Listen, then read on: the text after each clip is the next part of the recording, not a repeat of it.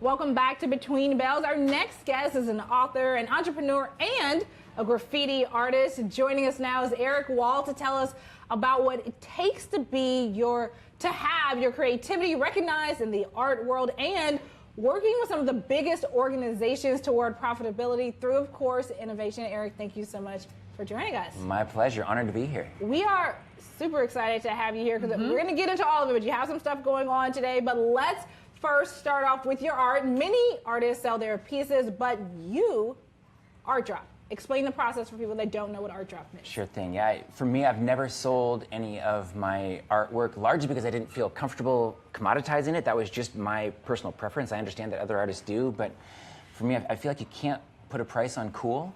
So I wanted to make my art available, so I hide it in different cities that I'm performing around the world, and I geocache it in a treasure hunt. So I will hide the piece of artwork, and then I'll start launching clues on my social media, and the first person to find it gets to keep it. So you can't buy a piece of my artwork, but you can find it in whatever city I'm performing in. Okay, so you're doing an art drop today here in New York, correct? There's been some rumors. Oh, there's rumors. I don't announce them formally until I go rogue. Only but on social media. Yeah, there's been some chatter on Cheddar that there might be an art drop coming up. Cheddar. In the Big Apple, possibly later on today or tomorrow or something like that. Okay, so we'll be tuning into your social media to maybe get some more clues. So you don't make money selling art. How do you make money? Is it brands hiring you to do some of these collaborations? Yeah, no, I'm a keynote speaker, so I'm on the corporate lecture circuit. So I'm a disruptive strategist who does presentations for organizations about how to differentiate from the competition, how to innovate,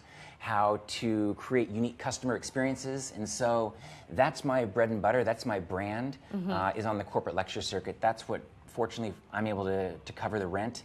Because I'm paid to come and speak, so my art is completely separate. Although I do perform on stage, I do performance paintings, but I usually that we're seeing right there on the screen. I gift those back to the client who usually auctions them off for charity. So a lot of my painting is raising good money for great causes. Erik, you say there are 5 traits for creative leaders.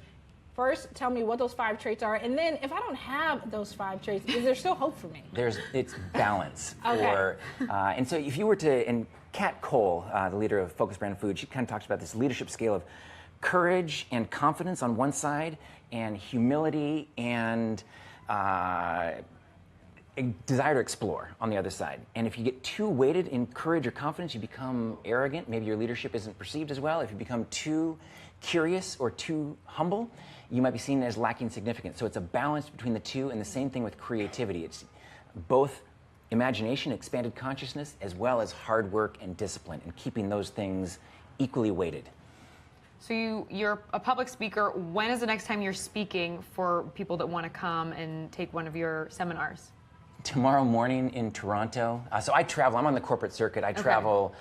It's usually private closed dates, so it's not open to the public. That's one thing. I'm B2B. I haven't been B2C, which is why my art isn't as well known. That's fine. That could change here after Cheddar blows everything up. Yeah. We're also a disruptor, so we understand. All right, then we're in the same business. But yeah, I perform in Toronto tomorrow, and then Los Angeles the day after that, and San Fran the day after that. So I run in a tour, and then I take usually 4 or 5 days off, and I stay at home with my family. I also have family of 5 at home. Family of 5, wow. Okay. Wow. Yes. That's a lot. You're busy. So tell us about your new book, which is on sale today. It just launched today, right? Woohoo! Yes, today's the coming out part. So big, this is 3 years in the work. I write every single day, but I don't launch books every single day. This is kind of a crafting and editing of a lot of my writings, and it's being put out today to the world. So it's kind of a super special, exciting day for me that I've been counting down like a little kid waiting for Christmas morning. But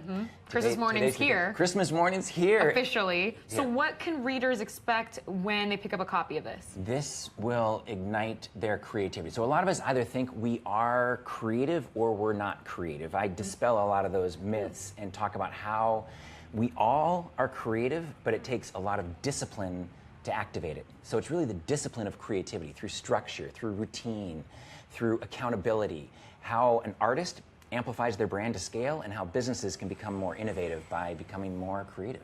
Well, that's a very, very good thing. Speaking of those businesses and the circuit that you're on, speaking at these companies, some of these notable companies like ExxonMobil, like AT&T, tell me, when you go there and you speak, what are some of the words of encouragement or that you give them to really help them become more innovative and perhaps put them on a better path to profitability? Sure. First thing I do is I change their mindset. So it's not just a speech, it's a show. I'm changing their mindset, changing the molecules in the room so that they're thinking with a different part of their mind. So I'm having them, through my performance, having them, rather than critically think about innovation or creativity or am I creative, can I draw, I drop it down into an experiential performance where I ignite, not only show them my creativity, but I almost hold up a mirror and teach them the psychology of performance, how they can become more creative through these various different steps of demystifying creativity and making it accessible through, and it activates things like, unique customer experiences, elevating the brand, value proposition, differentiating from the competition. Those are all words. Hidden inside each of those is creativity. I'm just changing the language. I'm using their terminology to let them access what they all want or know that needs to be true. And you're doing live art while you're doing this, right? So how does that, serve as like a tool for what you're preaching? Before I even say one word, so I come out on stage and they think they're going to have another talking head, another speaker on leadership, or maybe talk about innovation, or here's the case studies.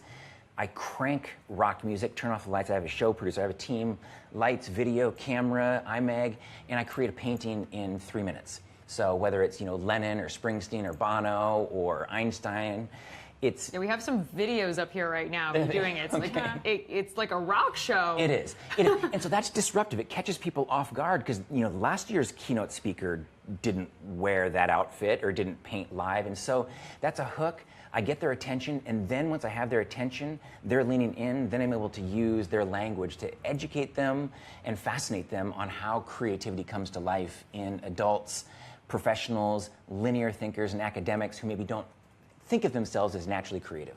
Yeah, this kind of reminds me in more of a business term, like native advertising. Like, you're not saying specifically, like, this is what you have to do. Instead, you're making them experience it. Yes. Come to Cheddar, paint a picture for us. We need a picture. So we need a picture. You just look behind Oz's curtain. That's exactly what I do. If I use words or language, people critique it with their head. If I use an experience, they just know it to be true. We're all kind of unified under this, and they feel it more than they think it. Once they feel it, then I can access new parts of their mind to help them break down barriers. It's a cool process. That's super Eric, so cool talking with you today. Your book is out today. You may or may not. There might be some Cheddar chatter. Let me just. This has kind of been my roving mascot. The spark and the grind is the thinking and doing of creativity. So Rodin's thinker is a very muscular sculpture, contrary to a lot of the philosophy sculptures or sages.